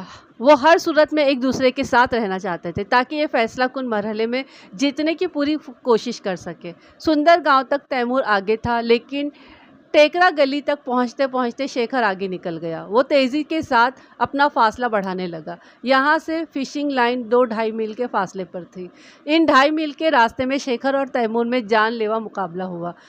جب کھلاڑی ہانپتے کانپتے ہوئے کالج گراؤنڈ میں داخل ہوئے تو تماشائی یہ دیکھ کر اپنی نشستوں سے اچھل پڑے کہ ماضی کے دو حریف دوڑ میں ایک بار پھر سب سے آگے ہیں۔ وہ ایک دوسرے کو ہرا دینے کے ایسے شدید جذبے سے دوڑ رہے تھے کہ پہلے سے لگا ہوا ہر اندازہ غلط ثابت ہو گیا تھا۔ درشن کمار جسے چیمپئن سمجھا جا رہا تھا 3 نمبر پر آ رہا تھا اور اس کا فاصلہ شیکھر سے تقریباً 50 گز تھا۔ شیکھر سے آگے تقریباً 4 فٹ کے فاصلے پر دوڑنے والا تیمور احسن تھا، وہ باہمت نوجوان جس نے 4 سال اپنی جیت کا انتظار کیا تھا اور 5ویں بار اس مقابلے کو جیت کر بھی ہار دیا تھا۔ ایک بار پھر اور شاید آخری بار یہ ریس جیتنے کی کوشش کر رہا تھا۔ تیمور کے حمایتی اچھل اچھل کر اسے داد دے رہے تھے۔ گراؤنڈ میں کان پڑی آواز سنائی نہیں دے رہی تھی۔ یوں لگتا تھا جیسے اس وقت گراؤنڈ میں موجود بیشتر لوگوں کی ہمدردیاں تیمور کے ساتھ ہو گئی ہیں۔ وہ اسے جیتتے ہوئے دیکھنا چاہتے تھے۔ تقریباً 200 گز کی دوڑ میں زبردست مقابلہ ہوا۔ ایک مرتبہ شیکھر اور تیمور بالکل برابر ہو گئے لیکن آخری لمحوں میں تیمور پھر سے آگے نکل گیا۔ اس نے یہ مقابلہ جیتا اور بے دم ہو کر گراؤنڈ میں گر پڑا۔ ان گنت لوگوں نے اسے کندھوں پر اٹھا لیا اور خوشی سے ناچنے لگے۔ ڈلہوزی کی تاریخ میں جیت کا وہ منظر یادگار تھا۔ فرط جذبات میں اچھل کود کرنے والوں میں جہاں تیمور کے دوست اور اس کے سینکڑوں پرستار شامل تھے وہاں اس کا باپ ماسٹر حیات بھی تھا۔ جو خواب کئی برس پہلے اس نے دیکھا تھا وہ آج اس کے بیٹے نے پورا کیا تھا اور یوں پورا کیا تھا کہ آدھا ڈلہوزی مسرت سے جھوم اٹھا تھا۔ لیکن اس جیت کی قیمت بیٹے کو کیا ادا کرنی پڑی یہ بھی سن لیجئے۔ تیمور کی ٹانگ ایک بار پھر فریکچر ہو گئی اور جیتنے کے بعد وہ تقریباً بے ہوش ہو گیا تھا۔ بعد میں اس نے بتایا کہ اس کی ٹانگ میں شدید درد ہو رہا ہے۔ اسے فوری طور پر ہسپتال لے جایا گیا۔ ٹانگ کے ایکس رے وغیرہ ہوئے، بعد میں یہ ایکس رے دہلی پہنچائے گئے۔ انگریز سرجن سخت حیران ہوا کہ ایسی ٹانگ کے ساتھ نہ صرف نوجوان بھاگا ہے بلکہ 18 میل کی دوڑ بھی جیتا ہے۔ سرجن کانوں کو ہاتھ لگانے لگا اور بولا یہ غیر معمولی واقعہ ہے، تیمور اس کے بعد کبھی دوڑ میں حصہ نہیں لے سکے گا۔ یہ اس کی زندگی کی آخری دوڑ تھی، تاہم اس دوڑ میں اس نے وہ سب کچھ حاصل کر لیا تھا جس کے لیے انسان ساری زندگی دوڑتا ہے۔ اسے جیت کی دائمی خوشی حاصل ہوئی تھی، گراں قدر انعامات ملے تھے اور سب سے بڑھ کر یہ کہ اس نے اپنی محبت جیتی تھی۔ اس نے اپنے اور انجم کے سر سے اس قسم کا بوجھ اتار دیا تھا جو یوں تو ایک لفظ تھی لیکن وزن میں ہمالیہ کا پہاڑ تھی۔ شاید کچھ پڑھنے والوں کچھ سننے والوں کو ایک نوجوان کا قسم کھانا اور اسے پورا کرنے کے لیے سب کچھ داؤ پر لگا دینا عجیب محسوس ہو، لیکن زندگی میں ایسے انوکھے لوگ ملتے ہیں۔ انہی دیوانوں کی دیوانگی سے اس دنیا کا حسن قائم ہے۔ यहाँ सरदार अशोक रॉय और उसके बेटे सरदार शेखर की तारीफ न करना ज़्यादती होगी। उन्होंने न सिर्फ अपनी हार को खुले दिल से तस्लीम किया, बल्कि सरदार अशोक रॉय ने तैमूर को खुसूसी इनाम भी दिया। यहीं पर बस नहीं हुई, सरदार शेखर उससे भी 2 कदम आगे बढ़ा। वो जानता था कि अंजुम और तैमूर एक दूसरे से वालेहाना मोहब्बत करते हैं, और अंजुम अगर चंद रोज़ के लिए उसकी नज़दीक आई थी तो वो सिर्फ तैमूर को दिखाने और जलाने के लिए। उसने तैमूर और अंजुम को मिलाने के लिए अपना किरदार अदा किया। अंजुम के इंग्लैंड पलट भाई उसके गहरे दोस्त थे। उसने उन्हें समझाया बुझाया और इस बात पर आमादा कर दिया कि वो अपनी बहन की खुशियों की राह में दीवार न बने। कुछ कोशिश नवाब रसानी की तरफ से भी हुई, और यूं अंजुम और तैमूर के दरमियान हायल तमाम रुकावटें एक एक करके दूर हो गईं। इस कहानी का एक किरदार जो शुरू से आखिर तक पर्दे में रहा, गोविंद है। गोविंद की गुमशुदगी एक बिल्कुल अलहदा ही मामला साबित हुआ। तैमूर, अंजुम और सरदार शेखर वगैरह इस किस्से से उनका कोई ताल्लुक़ नहीं था। इस वाक़े में वो तलवार बरदार डोगरा फौजी मुलव्विस था, जिसे इलाके के लोग शाही कहते थे। अंजुम से शादी के बाद भी तैमूर की टांग का इलाज होता रहा। कुछ अरसे बाद वो ठीक से चलने लगा, लेकिन जैसा मैंने पहले बताया है, उस आखिरी रेस के बाद वो कभी दौड़ नहीं सका। चंबा के नवाब रसानी और उनकी बेगम तैमूर पर बहुत मेहरबान थे। उन्होंने तैमूर को पांव पर खड़ा होने में बहुत मदद की। चंबा के फैशनेबल इलाके में तैमूर ने सयाहों के लिए नवारदात की एक दुकान खोल ली। उस दुकान को चलना ही था, क्योंकि दुकान को रौनक बख्शने वाले अहम और मुस्तकिल ख़रीदारों में नौवारिद की दीवानी बेगम मेहरबानो भी शामिल थी। वो पुरानी चीज़ों की बड़ी शौकीन थी और दीवानी थी। शायद इसीलिए उसे अपने पुराने शौहर से एक बार फिर वालेहाना मोहब्बत हो गई थी, और ये कोई मसनूई मोहब्बत नहीं थी। वो दिलो जान से उसे चाहती थी। कोई नहीं कह सकता था कि उस औरत ने कभी अपने शौहर से बेवफाई की होगी, और न आइंदा कभी ऐसा होगा। नवाब रसानी की खुशकिस्मती थी कि उसे मेहरबानों जैसी बीवी मिली थी, और मेहरबानों की खुशकिस्मती थी कि उसे तैमूर और मेरे जैसे राजदार मिल गए थे। कुदरत अक्सर पहली गलती माफ़ कर ही देती है। मेहरबानों की चंद रोज़ा बेवफाई की तरह ये राज भी हमेशा राज ही रहा कि तैमूर अपनी ज़िंदगी की सेकेंड लास्ट सालाना रेस में क्यों हार गया था, और पहले दूसरे नंबर पर आता आता वो 19वें नंबर पर क्यों चला गया था। लेकिन ये तो हम भी जानते हैं। अब ये कहानी यहीं पर ख़त्म हो जाती है। चलिए अब कहानी की तरफ आ जाते हैं। कहानी तो बड़ी दिलचस्प थी, मुझे बहुत अच्छी लगी थी, इसीलिए मैंने आपके लिए लेकर आई थी। मैंने इसके पहले ना सुनी थी ना पढ़ी थी, तो मैंने आप लोगों के साथ साथ इसको सुन भी लिया, पढ़ भी लिया। तो ये बहुत अच्छी कहानी थी। एटली की कहानी मुझे अच्छी लगती है, जैसे भी मुझे वैसे भी स्पोर्ट्स वगैरह जो हैं वो अच्छे लगते हैं, तो मुझे ये कहानी बहुत अच्छी लगी थी। और अब गोविंद की कहानी ना वो इंशाल्लाह मैं आप लोगों के लिए लेकर आऊँगी। इंशाल्लाह ये कहानी मेरी नज़रों से गुजरी हुई है, तो इसको हम करेंगे इंशाल्लाह बहुत जल्द। मैं ढूंढती हूँ उसको, वो कहाँ पर है, तो गोविंद का मामला भी हम हल करवा ही लेंगे नवाब साहब से। ठीक है, अब आ जाते हैं तैमूर पर। कितनी मतलब उसकी एक भलाई ने उसकी ज़िंदगी को कामयाब कर दिया। अगर वो नहीं रुकता वहाँ पर, वो एक्सीडेंट वाली जगह पर नहीं रुकता और ऐसे ही चला जाता, अपनी दौड़ में हिस्सा ले लेता, हो सकता जीत जाता, लेकिन उसके साथ में तो वो हादसा तो हर हाल में होना था। उसके पैर को जो लोगों ने मार कर जो उसकी पिंडलियों का जो चूरा चूरा कर दिया था, वो तो हर हाल में होना था। लेकिन उसके साथ में ये मेहरबान करने वाली औरत नहीं होती ना, मेहरबानो, लेकिन उसने उसकी मदद की। वो रेस भले उस वक्त हार गया था, लेकिन उसकी ज़िंदगी उसने वो औरतें कामयाब बना दी। एक मदद का सिला उसने पूरा अदा किया। वो अपनी गलती से हट गई। चलिए, वो इंसान से गलतियां हो जाती हैं, लेकिन उसने अपनी गलती से तौबा कर ली, अपने शौहर से बहुत मोहब्बत करने लगी। ये भी बहुत अच्छी बात है। और हाँ, उसने पूरा बदला दिया उसको हर तरीके से उसने उसकी मदद की, और उसको आखिर में अपने पैरों पर खड़ा कर दिया। और वो जो उसकी एक आरज़ू थी तैमूर की रेस जीतने की, वो रेस जीत भी गया, और उसकी कसम भी पूरी हो गई, और उसकी मोहब्बत भी उसको मिल गई। और उसकी मोहब्बत को भी मानना पड़ेगा कि उस लड़की ने जो उससे मोहब्बत की, आखिर तक अपनी मोहब्बत पर कायम रही, है ना। यहाँ तक कि उसे कोर्ट मैरिज करने के लिए भी तैयार हो गई थी लड़की ना, बेचारी कितनी प्यारी ना। चलिए, आप लोगों को कैसी लगी कहानी बताइए। और शेखर भी अच्छा था, लास्ट में अच्छा लगने लगा था। کیونکہ شروع میں تو وہ جیسے مقابلے کے طور پر مجھے ایسا لگتا تھا پتہ نہیں شاید اسی نے ہی سب کچھ گڑبڑ کیا ہو، اسی نے ہی گوبند کو کہیں غائب کیا ہو، اور تیمور کے پیر کا جو حادثہ ہوا تھا وہ اسی نے ہی کیا ہو، مجھے ایسا شک لگ رہا تھا. لیکن یہ سب بعد میں کلیئر ہو گیا کہ اس کا کچھ ہاتھ نہیں تھا، وہ تو بڑا اچھا بندہ نکلا. لاسٹ میں اسی نے ہی سب کچھ صحیح کر کے دونوں پریمیوں کو، دونوں محبت کرنے والوں کو ملا دیا اور ان کی شادی ہو گئی. اب نواز صاحب تو بس نواز صاحب ہیں بھائی، کیسے بھی کر کے اپنا جو ہے تحقیق کا معاملہ صحیح کر ہی لیتے ہیں، کہیں نہ کہیں سے راز نکال لیتے ہیں، کبھی تکا لگاتے ہیں، کبھی تیر مارتے ہیں، لیکن لگ جاتا ہے سارا کے سارا نشانے پر. چلیے یہاں پر بھی نشانے پہ لگ گیا، اور اس کے بعد ہی سب کچھ صحیح ہو گیا کہ اگر نواز صاحب اسے ملنے نہیں جاتے، اسے بات نہیں کرتے، تو پھر تیمور والا معاملہ تو وہیں کھٹائی میں ہی پڑا ہوتا. لیکن نواب صاحب کی وجہ سے اس مہربانوں تک تیمور کی بات پہنچی اور وہ اس کی مدد کے لیے تیار ہو گئی.